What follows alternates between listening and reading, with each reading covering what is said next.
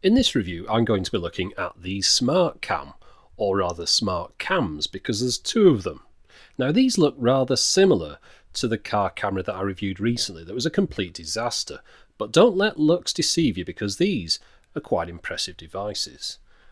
Now they're only available through eBay and they've been sent to me by the sole distributor of them, which is Smart Electronics. A chap called Scott sent them to me.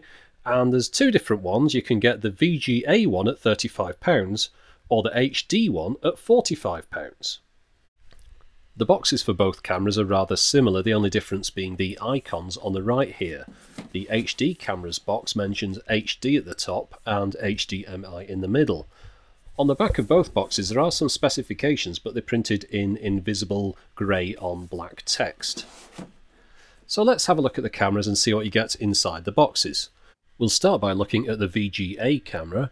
So here's some of the things inside the box. You get a USB A to B mini lead. You get an AV out with phonos on it. A car 12-volt power adapter with a USB lead on it, and that is 4 meters long, so that's a nice long lead that you get there. Of course, you also get a set of instructions, and now we'll move on to the HD box. So inside this one, you get these things. And that includes the same USB A to B lead, but this time it's got an HDMI lead for AV out. It's got the same power adapter lead for the car and a different instruction booklet. Both cameras also come with this bracket in there for mounting the cameras to your car windscreen. You can adjust that in that way and also at the top left and right like this. It's got a suction cup on the bottom here which holds nice and firm to a windscreen, and it screws into the bottom of the camera using this part here. Now let's just have a look at one of the cameras. You see on the bottom there, that's where it screws in. That's a standard tripod size hole. You've got a speaker on the bottom there and a reset button. The camera lens on the front here is surrounded by two LED lights. The screen inside here which swivels around like this. You can swivel it all the way around, and if you want you could even fold it back on itself like that. Although it's not much use in that orientation at all. There's a little light that comes on there. Now this side of the camera, things look pretty much the same for both cameras. You've got the same 3 buttons and a USB port there for powering it. On the back you've got the micro SD card slots, and this side's the side that's different. As you can see, the bottom one's the HD one with an HDMI port on it, and the top one's got the AV out socket on there. Now we'll just have a look at the HD camera first, and to power it up I'm going to use this USB lead here because it does have a battery inside, or at least it says it does, but it only lasts a few minutes at most. You do need to power it from a power supply if you want it to work. Now as soon as I've powered it up, notice at the bottom of the screen here the red digits counting up. That's to show it's recording, and of course it records as soon as it receives power. We'll just go into the menus by pressing the menu button. Notice across the top of the screen here you've got 2 tabs, setup and video output. You jump between those by pressing the menu button. So we'll press menu to get to setup, and if you press it a third time it goes back to the camera mode. So we'll just have a look at some of these options here. Now to control this you've got to use up and down on this side and OK on this side. So it's a little bit fiddly, but you can get used to it. So we'll just see what the options are. You can change the size of the video recording between VGA, QVGA, D1 and HD. The exposure value, the white balance, the time and date stamp, you can change that between being off, date only, or time and date. Motion detection, video time, you can have, these are the minutes that you can have the loops going around, 1, 2, 3, 4, 5, all the way up to 15 minutes segments there. You can flip the screen if you want, which enables you of course to use the camera the other way up, so you could put it on your dashboard like this in the front of your car if you wanted to. And you can turn a night light on. There, you have to go through the menus for this, but when you turn it on, these lights light up on the front of it, and as you can see there, it's basically just a torch. So not something that you'd really use for night recording. Now just looking at the setup menus, you can format the card, you can change the language, we'll show that later on, the different languages.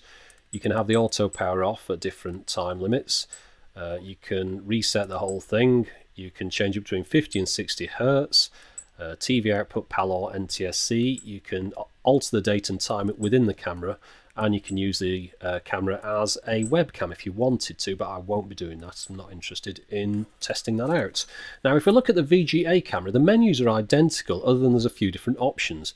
Of course the size goes up to VGA as a maximum, and the video loops are only 3, 5, 10 and 15. It doesn't have the individual minute adjustments, not that that's a big deal.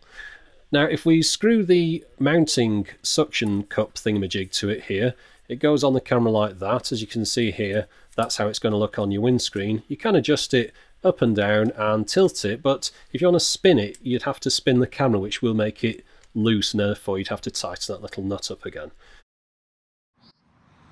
Right, so I think that's enough looking at the cameras. I put both cameras inside the car. It was a nice sunny day. I put them next to one another inside the windscreen here, and I'll just show you. Turn on the ignition, the light comes on the power supply, and the camera switches on like that. And a few seconds later, as we saw earlier on, it starts recording. So then switch the ignition off, the power goes off on the power supply, and a few seconds later again, the camera switches off. So it works exactly as you'd want it to. You never have to touch the camera once you've mounted it in the car. So let's have a look at some footage from those cameras. So here we are. First of all, this is the HD camera, and I think you'll agree it looks rather nice. Nice and sharp and clear, good colours on it. You can see a good wide angle all the way across the road. In fact, you can see everything that you'd need to see to use a camera in a windscreen as some sort of evidence of what had gone on just before a crash, heaven forbid. Now here's the VGA camera. You notice this has got a slightly different colour scheme. It's kind of darker, a little bit yellowy, but again you can see everything perfectly fine. It's not as sharp as the other one, of course, because it's not HD, but it's totally acceptable. Now let's just have a look at these motorcyclists that come past. There they are in HD.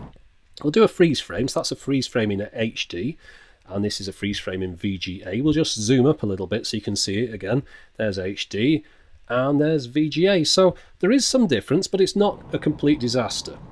Now that was heading into the sun. It was getting a little bit flickery. So here we are heading away from the sun, or at least it's on the right hand side. So you can see a nice clear image. We'll bring in the VGA one from the right here. And as you can see there, both cameras work really well. There's a slight difference in frame rate. The HD one seems to run about 24 frames a second, and the VGA one's a full 30 frames a second. We'll look at some night footage now. Now this is some, as I mentioned on the previous video, some of the best night footage I think I've took with any camera. It's really rather clear, and it works really well in low light. I mean, I've had some cameras that go grainy in low light, or you can't see anything at all, but I think this gets it just right. Now we'll just have a listen to myself. This seems like as good a time as any for me to test out the audio recording capabilities of both these cameras. So whilst I'm driving along here trying to avoid a head-on collision with that Mini, I thought I'd just speak to the camera for a second so that you can hear what the recording capabilities are like, what my volume is as it comes across on the microphone. So I think from that we can surmise that the HD camera records better sound than the VGA camera, even if it is a little bit quieter, and also it copes better in low light conditions. If you notice the lens glare on the right here from the lights, you don't get that as much on the HD camera that's the one on the left.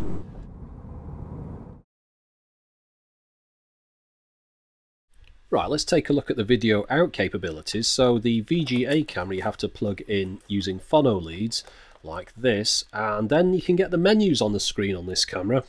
You can also record and view it live at the same time, as I'm doing now. You can see the counter counting up at the bottom there, but also if you want you can play back the footage through those phono. So basically everything that you can do on the screen you can also do through a television screen. Now it's slightly different on the HD camera. When you plug this one in, you have to plug it in of course using an HDMI lead like this. But you don't get all the menus and things on the screen. If I'm in this mode here, you can't view live recordings or photos like this. You have to put it in the third mode, which is playback mode, and then the HDMI becomes active and you can see on screen like this. And again, you can play back footage that you've recorded earlier on. And if you press the menu button, you can get into some of the menus here, like the setup menus and things, but you can't get into all the record mode menus that you could on the other one. Now, whilst I've got the camera's menu on the TV screen, it's a good chance for me to show you the different languages the camera can be set to. So here's the standard European ones, and here's a few others that I don't know what they are, to be honest. Right, now I'll mention a few minor niggles that I've got with the camera. I've always got a few issues with everything I look at. The first one involves the lens on this. It's designed to be tilted into all sorts of different angles, which is fine, but of course that also means it's not fixed. So when it's at this centre point here, it's got a tiny wobble on it, and I was concerned about that wobbling when I went over bumps and things in the car. So what I did to stop that was attach a piece of duct tape to it to hold it more firmly like that. And this one might be an issue to some people, it's not a problem to me. When you attach your power to the camera, the light flashes just for a brief second as it comes on. I'll just show you that again on this one here. Plug the power in, the light comes on. Now that means the light flashes out of the front of your car windscreen every time you start the car engine. Might be an issue to some people, not to me. And this one's really unnecessarily picky, but I think that time and date stamp's a little bit ugly and it should be sharper than that, but you could always switch it off. Another issue is blocking. If you can see on the left here on this footage, it gets quite blocky, a little bit like the walls made out of Lego. And that's because of the camera's bitrate or the encoding or something. It only happens in shadowy areas like this, but you can see it in slow motion on this clip here. Now the HD camera records in AVI files at 1280 by 720, about 17 megabits a second, and it tends to record 24 frames a second and duplicate the rest up to 30 frames a second. Now the VGA camera records at about 8.53 megabits a second, of course that's 640 by 480, but that tends to record a more standard 30 individual frames a second with no duplicates. I thought it was only fair that I put a positive word in for the instruction booklets that come with both these cameras. For a change, they're all in English, and they all make sense as well. So there you go, that's my review of these SmartCams, and I think both of these make very good budget car cameras. And I think Scott chose very wisely when he decided to bring these two models back from China out of all the similar looking devices. Now the only place you're going to be able to get these from is through Scott's Smart Electronics web store on eBay, because he's got exclusive rights to them. But all that remains for me now is to say thanks for watching.